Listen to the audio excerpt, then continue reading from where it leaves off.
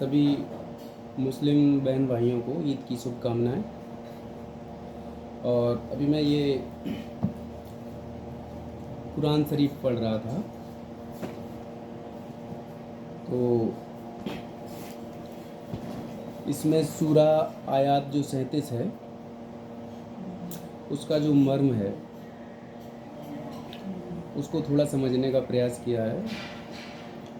और इसमें ये स्पष्ट रूप से बताया गया है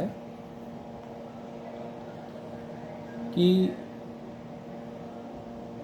ना तो उसका मांस और ना ही उसका खून अल्लाह तक पहुंचता है, बल्कि यह तुम्हारा तकवा है जो उस तक पहुंचता है। तकवा मतलब आपकी जो धार्मिकता है, आपकी जो श्रद्धा है। यह आयत इस तथ्य को भी स्पष्ट रूप से बताती है कि इस्लाम में कुर्बानी का कुछ और नहीं बल्कि सृष्टिकर्ता के प्रति आपकी श्रद्धा और कृतज्ञता एक स्वाभाविक अभिव्यक्ति है। तो इसको जब मैंने पढ़ा तो देखा, जो पैगंबर इब्राहिम होते हैं उनको एक सपना आता है और उनसे मालिक की तरफ से, अल्लाह की तरफ से हुक्म किया जाता है उनके बेटे की कुर्बानी के लिए।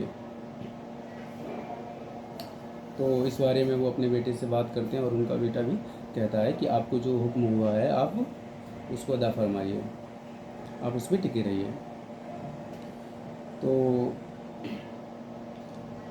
आगे कहानी है कि जब वो अपने बेटे की कुर्बानी देने जाते हैं तो वहाँ पे एक जो है उनकी बेटे की जगह एक चमत्कार होता है। एक जो है इसमें कुरान में बताया गया है कि जन्नत से एक मेढ़ा, बकरी भेजी जाती है, मेढ़ा। तो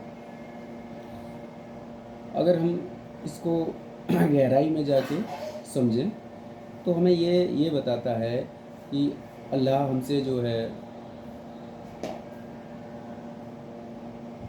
हमारी इस चीज़ की परीक्षा ले रहा था, देखना चाहता था कि हम सच्चाई के प्रति जो है अपनी ज़्यादा श्रद्धा रखते हैं या अपने जो सांसारिक रिश्ते हैं, मोह है, इस पर ज़्यादा श्रद्धा रखते हैं।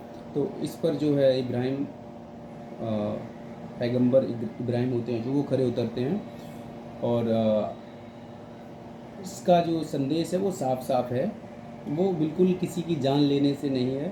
और इसमें लिखा भी गया है कि आपका ना जो मांस है उसका बकरे का और ना ही खून अल्लाह तक पहुंचता है। तो इसमें बताया गया है, समझना चाहिए इसको गहराई में जाके। इसमें हमें इसकी जो गहराई है उसमें वो है कि हमें सच्चाई के प्रति सदैव श्रद्धा से भरा रहना चाहिए और जो